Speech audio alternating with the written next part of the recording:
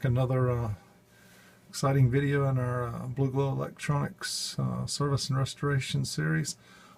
This is going to be an interesting one because it'll end up being a three-part series, and let me show you why it'll be a three-part.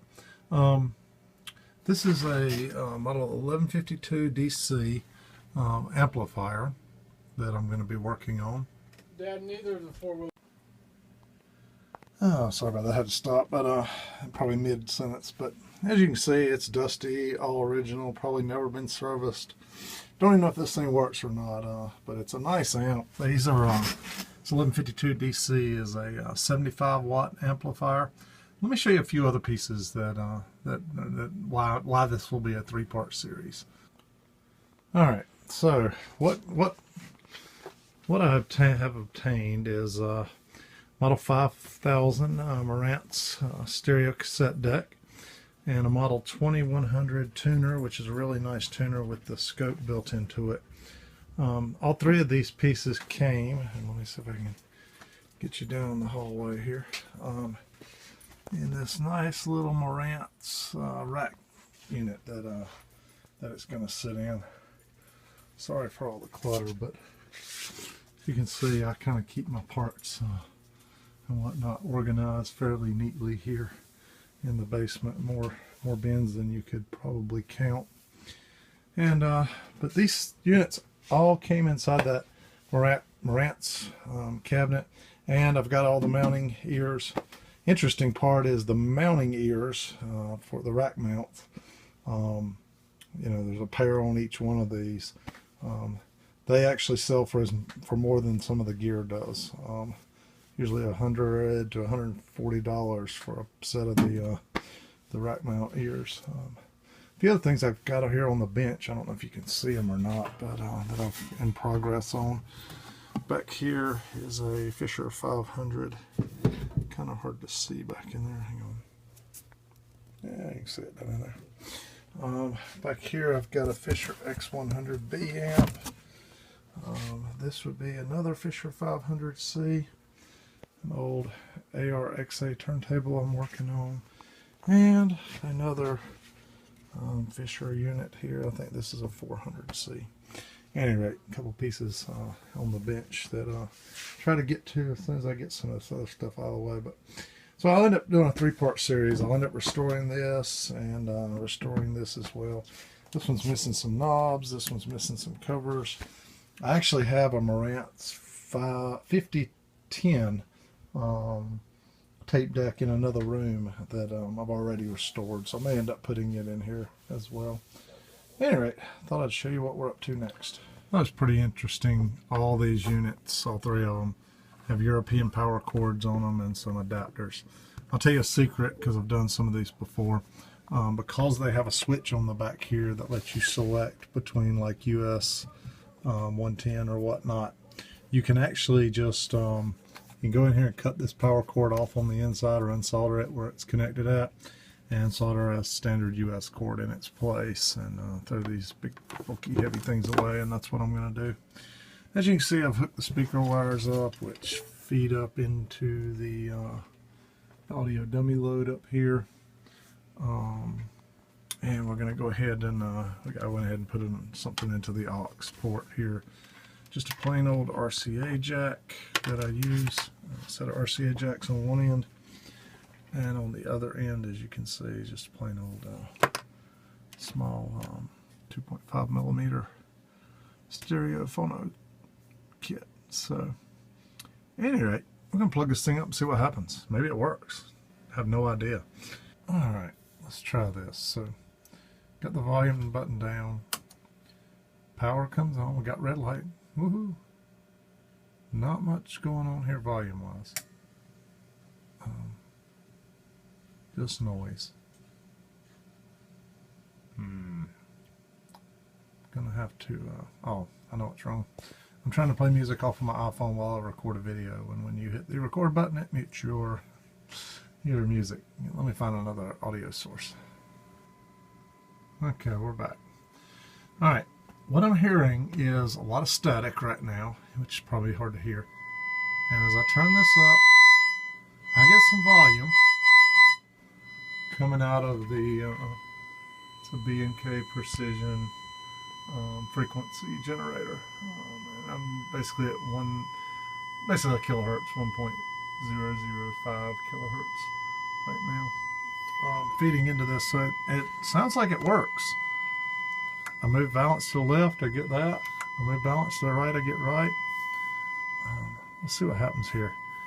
Buttons, because Marantz buttons are historically known for getting dirty, causing issues. Oh, you hear that? That's exactly what I'm talking about. Ooh, it cut out. I may have killed it.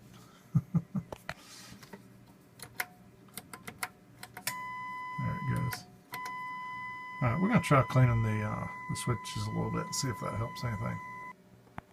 Beauty of this unit is, if you'll notice, the switches, these little buttons, they actually actuate a switch here that are actually mounted this way, and the button, it's kind of hard to see, but the switches are this way, so the button moves them back and forth here, which makes it really easy to, you can see here, get inside of these things and spray them quite well. I usually like to hit the top part as well.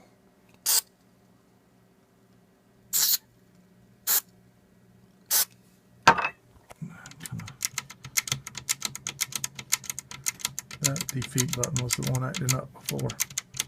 Let's see what happens with it like that. Hang on one second here.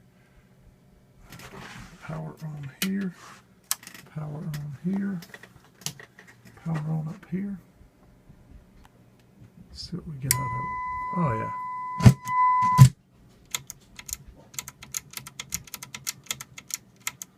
That was interesting.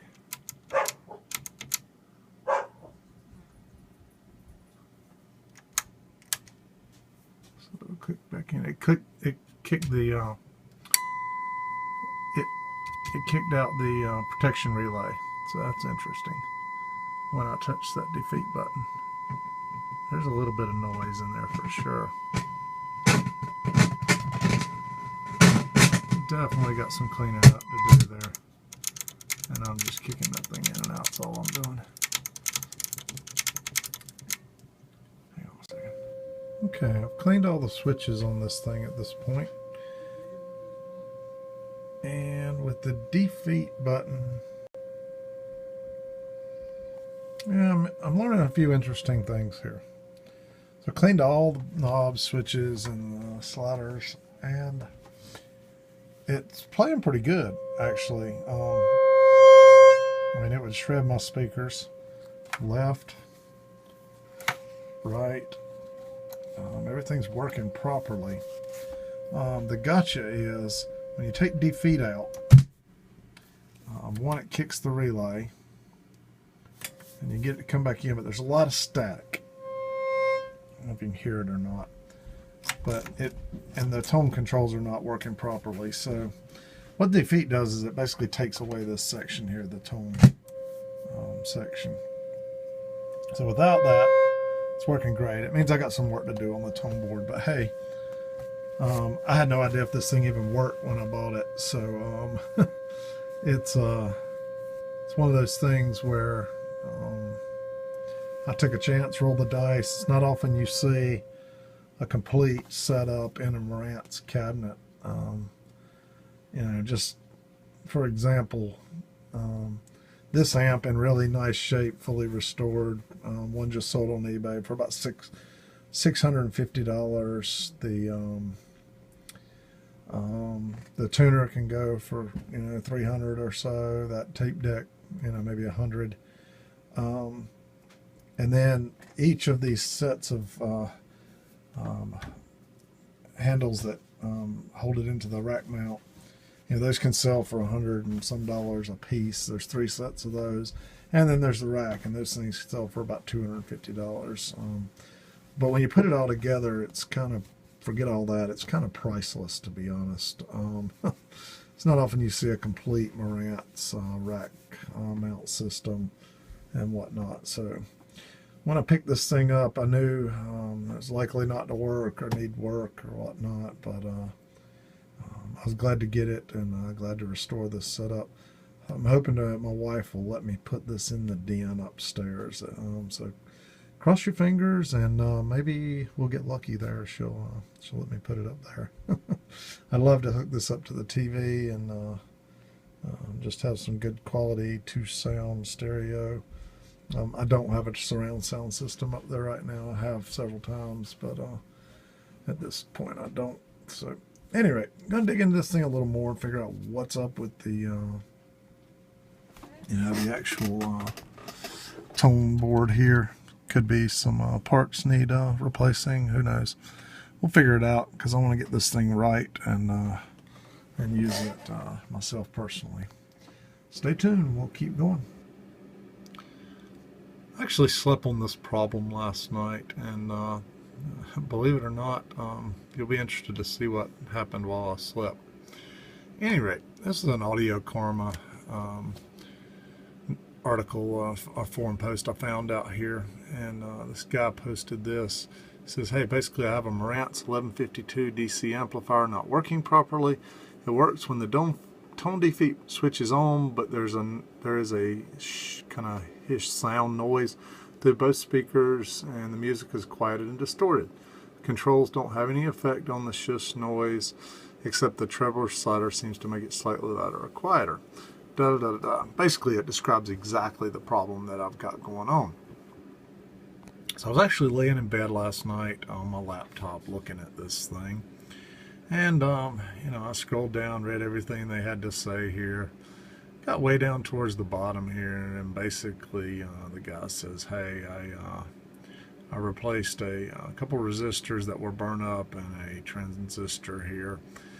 And so I woke up this morning fully expecting to come down here and find that transistor bad and those resistors burn up, and I would replace the exact same thing this guy did, and it would solve my problem. Well, that did not turn out to be the case, but let me show you what did happen. So right down in here, this transistor right here is the one they were mentioning was bad. It's actually Q406. And they talked about 2 resistors being burned up, this one down here and this one here, R440 and R439. But guess what? Those are good in my amp. So then what I do, I pulled out my handy dandy magnifying glass here, and I just started going over this whole thing from one end to the other, top to bottom, every board, every component, looking for maybe some, a transistor popped open or a resistor burnt. And I couldn't find anything. And so what I do next, I pulled out the schematic and I flipped this thing over and I started checking voltages. The schematic lists voltages in various places. One of the things it was talking about on this was that it required minus 45 volts to this transistor, which when I traced back actually came off of this, which is Q854. So I was just checking to see if I had, minus 45 volts. You get plus 45 off of this one and minus 45 off of this one. Started going through some of that, and I couldn't find anything wrong. It was kind of odd. So let me show you what I did next. So I just happened to be thinking, well, let me go back through some of these buttons and see what all may be affecting whatnot. And actually hooked the thing back up. Power it on here. If you notice, the tone defeat is out, and if you'll notice, sounding wonderful. Left channel, right channel, middle channel, tone defeat button, in, out. And I can tell the difference in the sliders per se.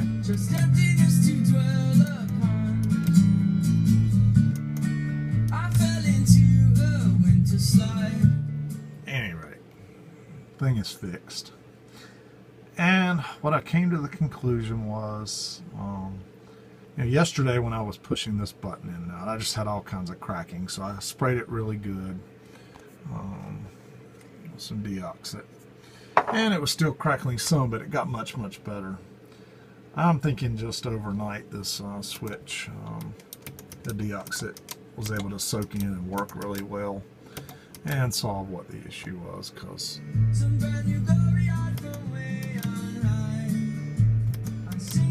can hear. The ice melt on the glass while the eloquent young pilgrims pass. Oh, turn the thing off, but the amp is working perfect. I'm going to go through now and check the bias. These two little potentiometers here will help me to check the bias on this thing. I've made other videos on checking bias and whatnot, so I'm not going to do that on this. I'm not going to make a video of it, but if you'll notice, this thing has some hefty outputs here. 4 per channel. It's a 75 watt per channel amplifier. Pretty nice unit. So I'm really happy with how this has turned out, and I'm going to get this thing cleaned up. That's the other thing. You see lots of dust here. I'm going to take it outside, get the air compressor on it, use a toothbrush and some contact cleaner or whatnot. We'll get this thing cleaned up, and it will be ready to go back into the amp, into the rack mount unit, and we're going to get the I think I'm going to bring the scope in here and get it on the bench next. Thanks for watching, everybody. Just sometimes you'll learn these things. Sometimes going to bed and getting a fresh, clean thought process going, and then sometimes just letting some cleaner soak in overnight will solve all your problems. It turned out much better than I thought this one would. Thanks again for watching, and stay tuned. I almost forgot about this. If you remember, this thing had this ugly European power cord on it, which requires this great big ugly adapter to get to US power. So what I've done is I've connected a black lead here with an alligator connector over to just a fluke voltmeter here. The other end of it, I've got just a sharp pointy tip, and I've got it set on continuity test. So if you'll notice in here where the power lead comes into this amplifier, it's kind of hard to see, but actually the cables come down here, and if you'll notice, there's a nice little let me get honed in here. Yeah, there's a nice little block set here with screws. You notice here, that is one of the connections. If I come down here and move this over to the hang on a second, let me set the phone down. Okay, got it clamped onto the other. You'll notice up in here, the second one. So there's the first one we tested was 1, the second, and I'm not going to show you, but the third one here, and it shows you a little symbol here for ground, is basically the ground, which is this on these European sockets down inside here. So at any rate, what I'm going to do is basically unscrew these 3 screws that are holding these 3 wires in, disconnect this, and let me go get this and show you. Okay, what I've got here, I think I showed this in one of my other videos early on, but it's a little tool made by Heiko, number 29, and it's kind of got a ratcheting action here, as you can see, with gears and whatnot. And the tip of it here, guess what that's designed for? If you'll notice this little strain relief here on these amplifiers, see, this thing is designed to push in that little thing and help basically pull this thing out. And I'm gonna, there it goes, look at that. If you'll notice the 3 wires that came loose out of here, down in here, once I unscrewed those things, then it's just a matter of pulling this through and pulling it out, and we have the old power cord out. All I got to do now is put the new one back in here and match up the connections, and we'll be good to go. I'll show you that here in just a minute.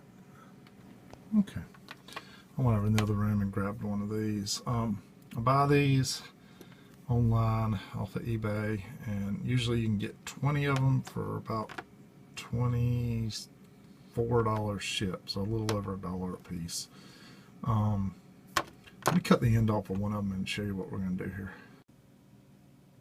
Alright, I basically cut the end off, and then I used the back part of these pliers where they're really sharp. These are a good little tool, by the way. It's made by Greenlee.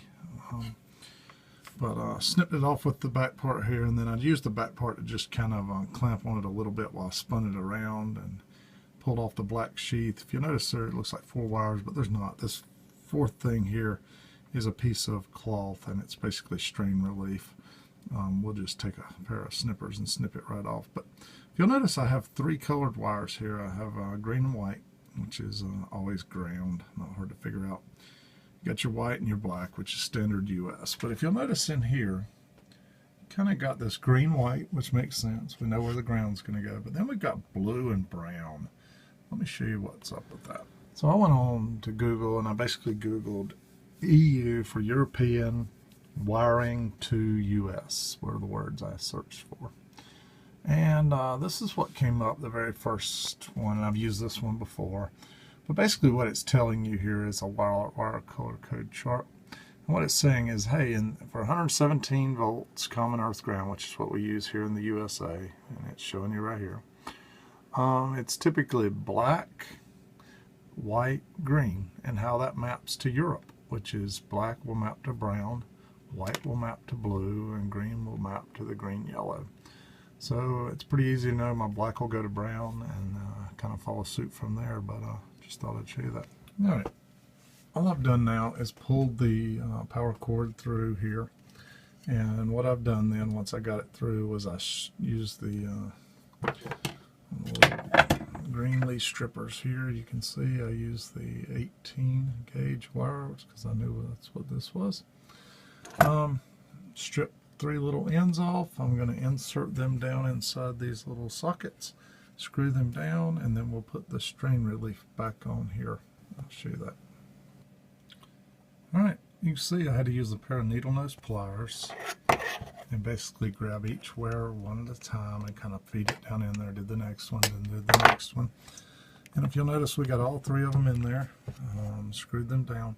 Before I put the strain relief thing back on, though, I want to test this amp out just to make sure those connections are good, and then I don't have to rework anything real quick. So hang on, we'll do that. Let me give me a second. All right, guess what?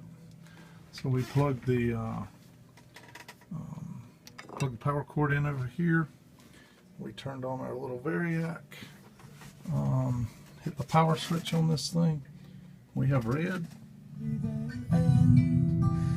We have music. Woohoo! Now I'll turn this thing back off here with my foot on the variac. Sorry for all the jerky motion. And I'll work this thing back around, and I'll put the strain relief back on it right here. Just so you can see what I've done here. I basically put it back around, the same one that I took out, around the wire, and I've got it as close here as I can so that when I push it in, it only moves in a little bit of the wire. And I'm going to have to use this tool, and not this one. We'll get this tool back on there, but I'm going to put the camera down to do that. Alright, took just a little bit of wiggling. These things are not always easy, but got it back in there. And you can see it makes a turn, comes down here, goes straight into that block, and like I say, we are good to go. Let me flip the power switch back on here. See what we got.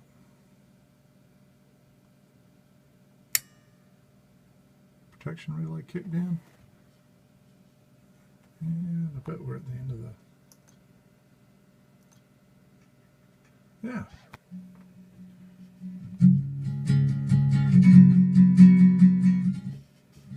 We have music.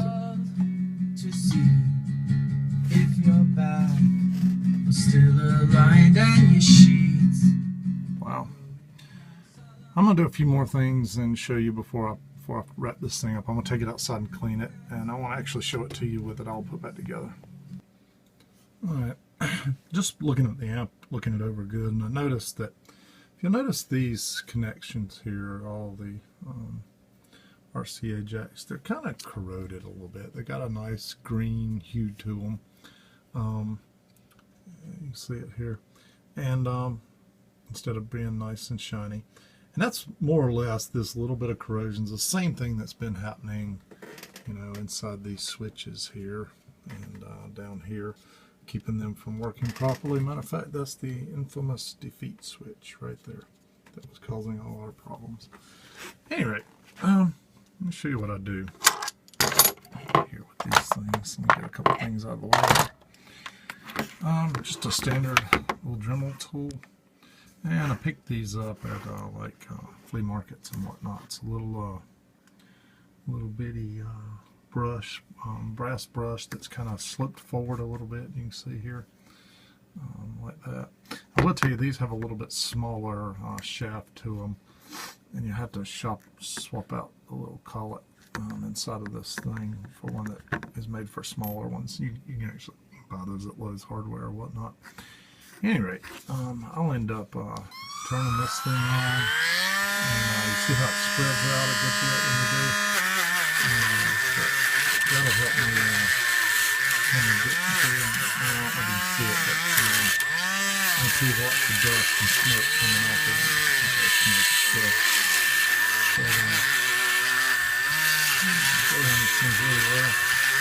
I always kind of careful with my eyes, because if you ever had one of these wire brush things come off and stick in your eye, you're doing pretty bad shape. But you can see this one kind of get down in here, go around these things really good.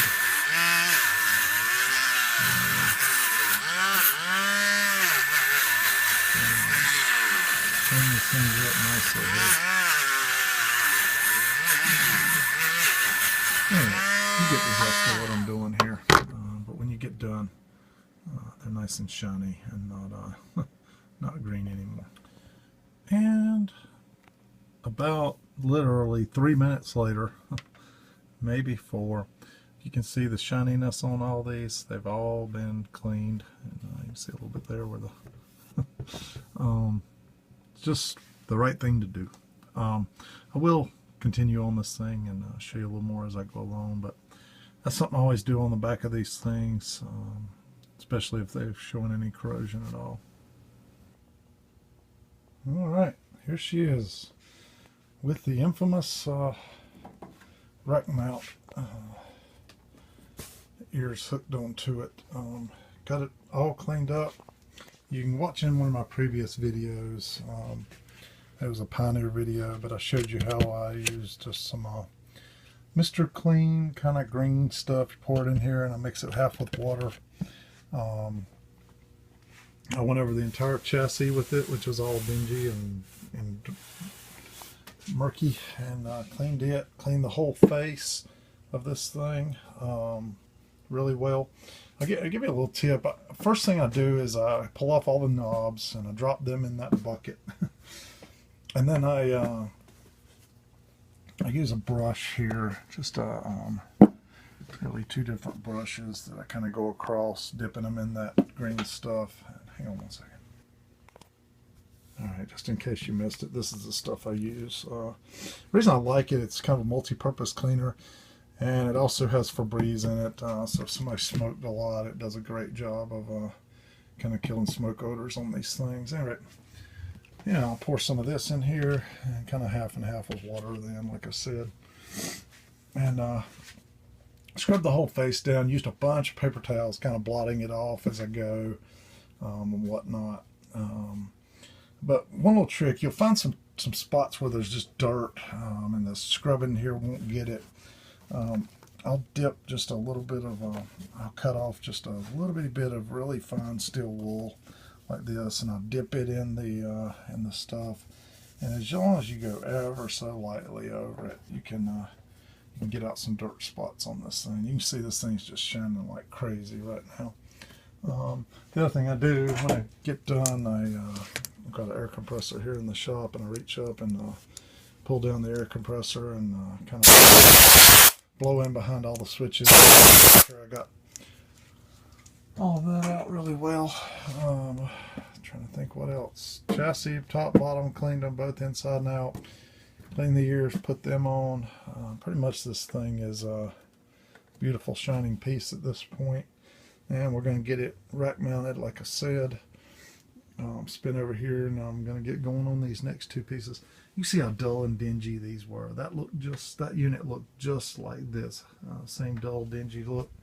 And you look at it now, it's like bam, all sharp and shiny. So really happy with how this unit turned out. Can't wait to get all three of these pieces done and put it inside the rack mount unit. Show you that. I think this will be a really nice setup that I'll keep for many years to come. There again, thanks everybody for watching, and stay tuned. We'll have some more videos coming on this Marantz series coming up soon.